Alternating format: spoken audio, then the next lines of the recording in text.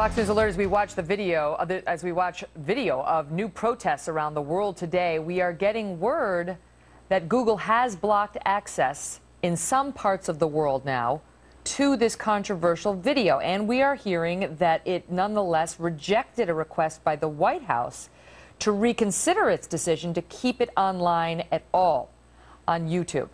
Joining me now is Judge Andrew Napolitano. He's a Fox News senior judicial analyst. So you've got this video. There's no question it led to some of these protests. Not all of them necessarily, but some of them.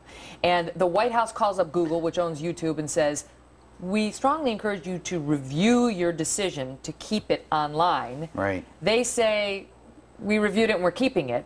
Does that raise First Amendment questions? It does raise First Amendment questions. Just as a baseline, the First Amendment governs the government. It doesn't govern Google, so Google is free to permit what it wants on YouTube or to take down what it wants on YouTube. But the First Amendment question that is raised, Megan, is whenever the government puts a little pressure on somebody, tries to get them to do something it wants, and the person is free to resist the government.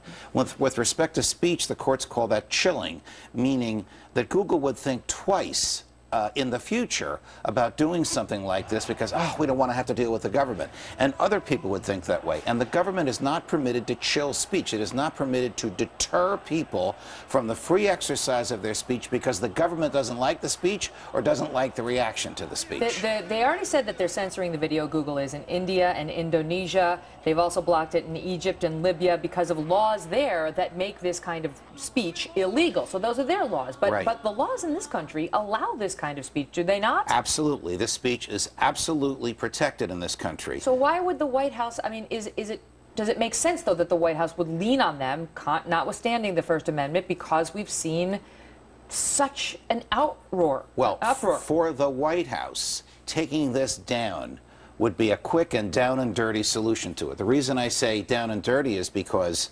the solution for bad speech, hate speech, junk speech, garbage speech, whatever you want to call this, is not censorship, it's more speech. But censorship is a lot easier for the White House. My own view is, I'm very happy that Google didn't take it down. Not because I want to see the kind of riots that we're seeing, but because mature, intelligent people should be able to view this thing and decide for themselves whether it is truly the cause of these riots or whether it is a pretext for the cause of these riots. I've watched it. It is one of the most inarticulate, inaccurate, poorly produced pieces of junk you've ever seen. And you could interpret it however you want. It's hard to believe that this 13.5-minute clip has inspired tens, maybe hundreds of thousands of people around the world to rally as they have, to demonstrate as they have, to burn and to kill. But the administration wants us to believe it's not the administration's policies that have generated this behavior. It's this one idiotic piece of so-called film which has been out there for 2 months. Eugene Volokh, who's a big First Amendment attorney and a brilliant guy when it comes to the First Amendment. We both know him. He's got a great blog, and he came out in his blog and said that the problem in encouraging Google or in getting a private company to curtail speech like this is it's like paying the ransom. And it only invites more bad behavior because the next time somebody does something that offends these radical Islamists, they're going to remember that we bowed this time, and they're going to do something even more incendiary. You know, Google has some people that work there who agree with Professor Volokh and who agree with you and me on this. Google exists to return money to its shareholders, but occasionally it defends freedom. And by not taking this down, it is defending freedom. Judge Napolitano, always a pleasure, sir. Thank you. Good to be here. Welcome back. The Federal Reserve's decision to print more money and try to stimulate the economy has a lot of people in Washington crying foul. You can't do that again. So should the Fed really have so much control over the American economy? Joining us now is Fox News senior judicial analyst Judge Andrew Napolitano with a historical look at this based on the Constitution and what it says. You know, George Will argued over the weekend that the Fed is like a fourth branch of government, and it's a good argument to make. Think about it. The job of the CIA is to steal and keep secrets. We know far more about the CIA than we do about the Federal Reserve.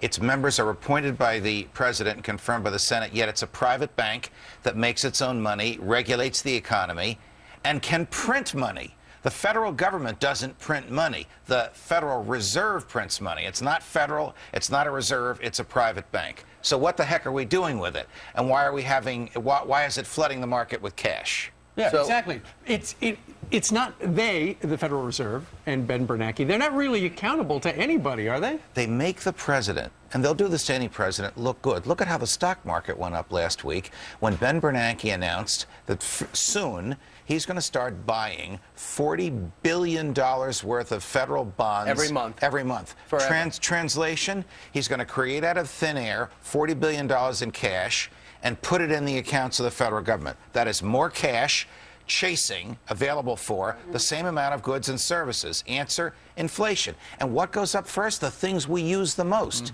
Fuel, food. Brian, sorry to tell you, beer. These things skyrocket when the Fed floods the Why market wasn't I with told cash. about the beer? It's not anywhere on the card. But you said you can bring this back. You know exactly really what the forefathers thought about this. Thinking about what the framers have written, how would they feel about it, the valuing of the dollar? They wrote a law in 1792. Okay, the country is 4 years old at this point, called the Coinage Act. And it said, whoever shall debase the dollar, whoever shall do anything to the dollar to make it worth less than what it appears to be, shall suffer the penalty of death.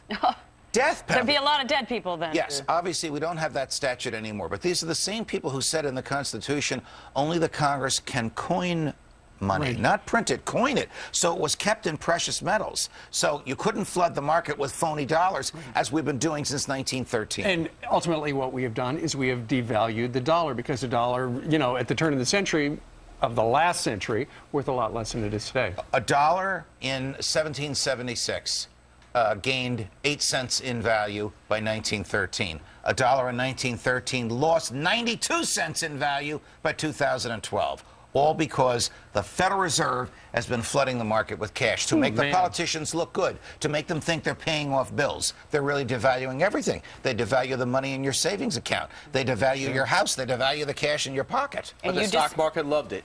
The stock market loved it because it was free. They anticipate the banks being flush with cash. But it's a short-term solution, and you don't agree with it. It's a short-term solution intended to make somebody look good between now and November 6th. So you know who that is. Okay. Steve Ducey. Yeah. Thank you. I need it. You don't want to mention Thanks, his Judge. name. You always look good. We'll see you later. You too, Bri. And we begin with a Fox News alert. Some new documents raising questions about the Justice Department and a left-wing media group. We're glad you're with us, everybody. I'm Jenna Lee. I'm John Scott. We are following new reports out just this morning.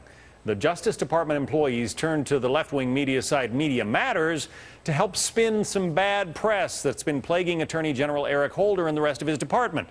The report by the conservative Daily Caller website reveals internal Justice Department emails showing staffers helping Media Matters target news outlets that were reporting on scandals ranging from Operation Fast and Furious to the new Black Panther Party voting scandal.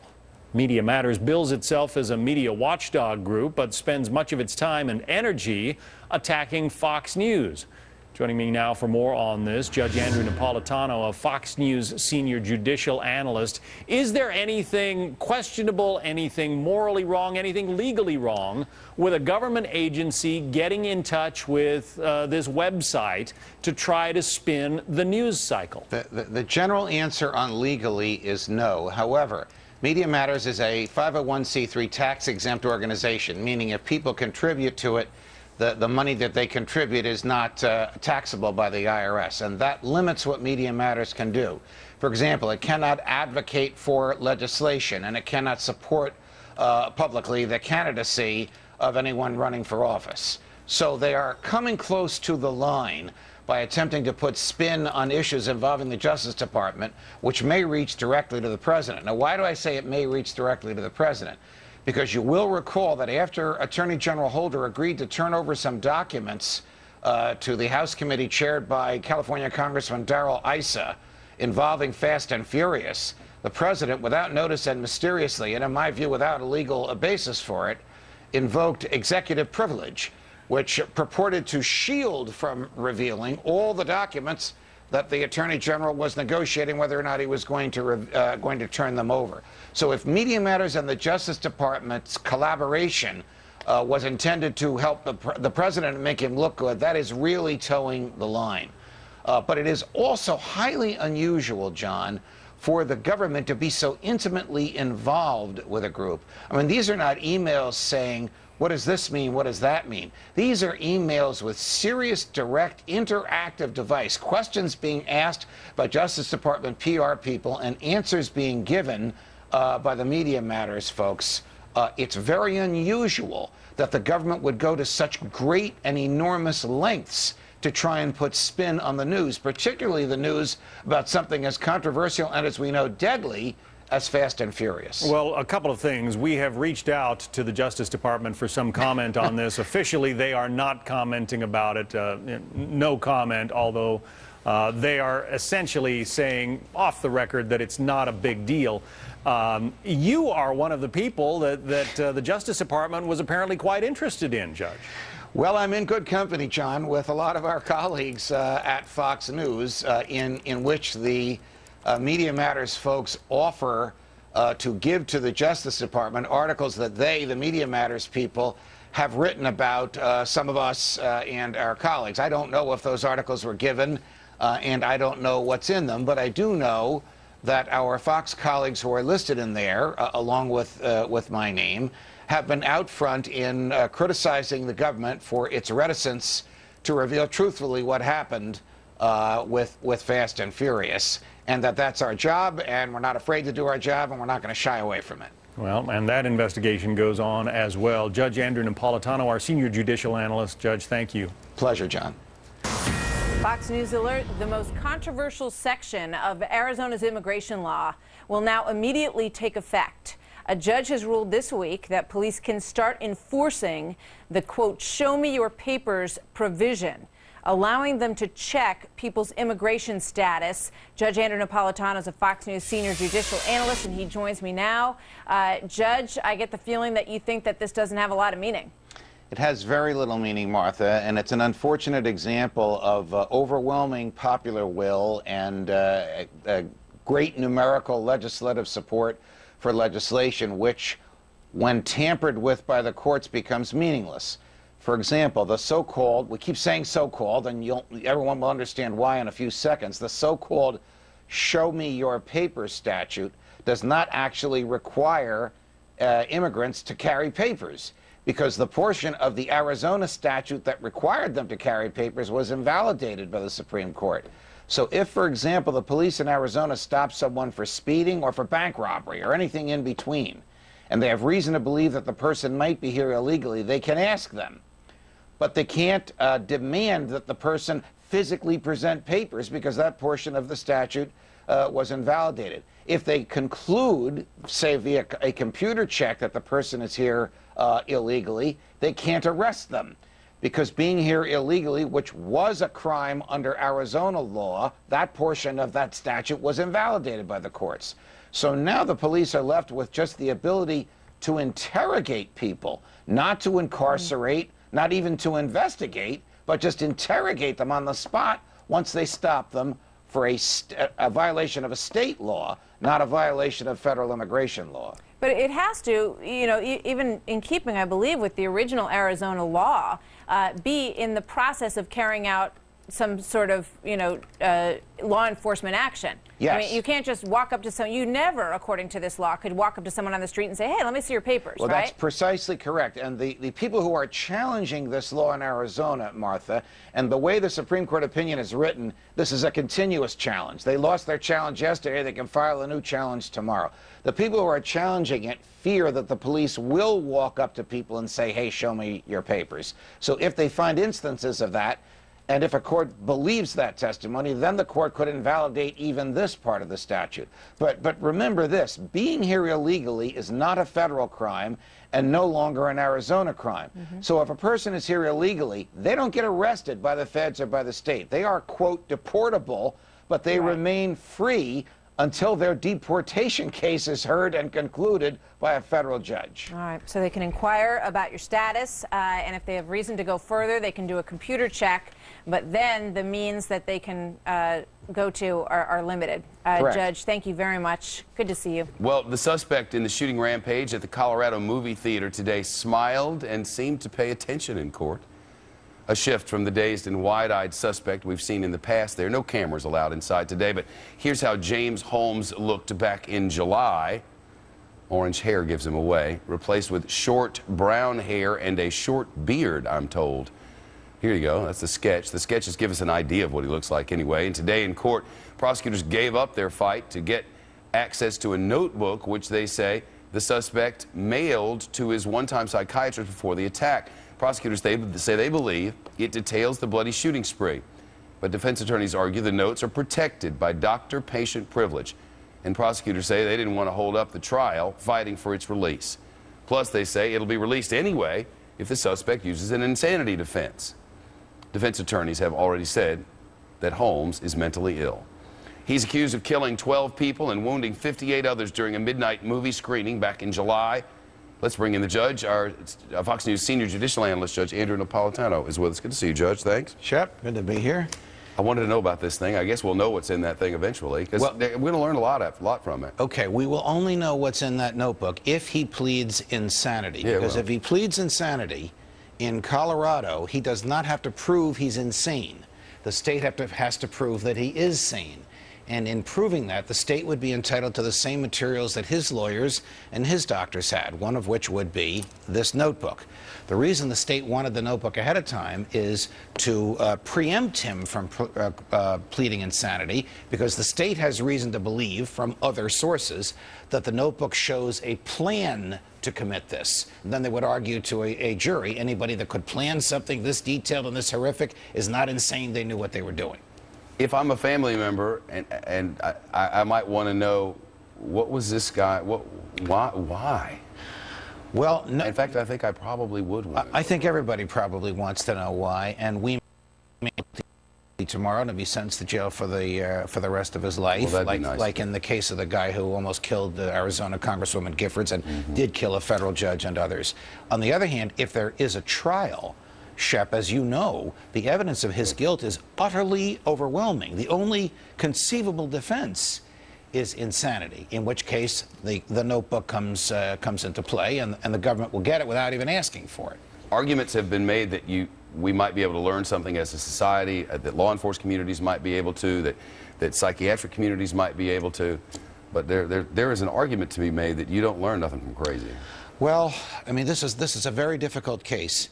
I mean, the court had a difficult time deciding whether or not this psychiatrist even qualified as his doctor, because he saw her so infrequently, and he saw her just because she was the psychiatrist employed by the college that he was attending. But the court decided there was enough contact that she was his physician, so the secrecy between the patient and the physician applies. We may never know what was in his head, unless he pleads insanity and she gets up and testifies. Then we're going to know everything in all of those sessions. Wow. I wonder. Feel bad for her. It's not going to be a happy outcome no matter what it is. None of this is happy. Judge, thank you. You're welcome. The U.S. House of Representatives voting yesterday to shoot down President Obama's plan to bypass Congress and waive work requirements for welfare. The changes would allow people in certain states to collect welfare checks for extra activities like bed rest, massage, exercise, motivational reading, and even helping friends and family with errands. Now, a report from the nonpartisan Government Accountability Office reveals members of the administration don't even have the authority to change the work requirements, yet they plan to move forward anyway. Are they breaking the law? Here now to weigh in is Fox News senior judicial analyst and good friend Judge Andrew Napolitano. Eric, good morning. First of all, it looks like it was done outside the law. Looks like they're trying to push it through anyway. Am I wrong? You're not wrong, Eric. The short answer is they are breaking the law. I'll give you a little bit of background. A lot of presidents, Bill Clinton, Ronald Reagan, George W. Bush, believed that they could tweak the law, not enforce laws that they don't want to enforce laws that they liked more aggressively than laws that they didn't like. And so there is precedent for presidents interfering a little bit with the manner in which the law is enforced. But in this case, the very thing that he is doing, the president and his people, removing the work requirements, serious work, not bed rest or helping friends run errands, but serious work where you work for somebody and they pay you for the work and you pay taxes on it. That was considered by the Congress and rejected President Clinton himself argued against removing the work requirement. Right. So Congress specifically and expressly, we're talking about in the 90s now when Bill Clinton was president, put this work requirement in there. For the president to take... With Congress. Yes, yes. With Congress, so it gets placed with Congress, and now the This was removal one of the great accomplishments of the partnership of Newt Gingrich and Bill Clinton. You had a Republican Congress and a Democratic president agreeing. Remember Clinton's words? End welfare as we know it. Right. We're still going to help those who need it. We're still going to have a safety net, but they must work, legitimate work.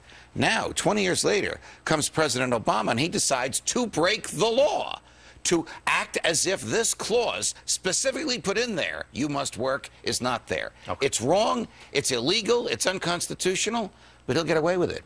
He has very little respect for the Congress, very little respect for the Constitution, very little respect for laws that he disagrees with. Judge, we got to go. We'll keep an eye on it. Thank you, sir. Man.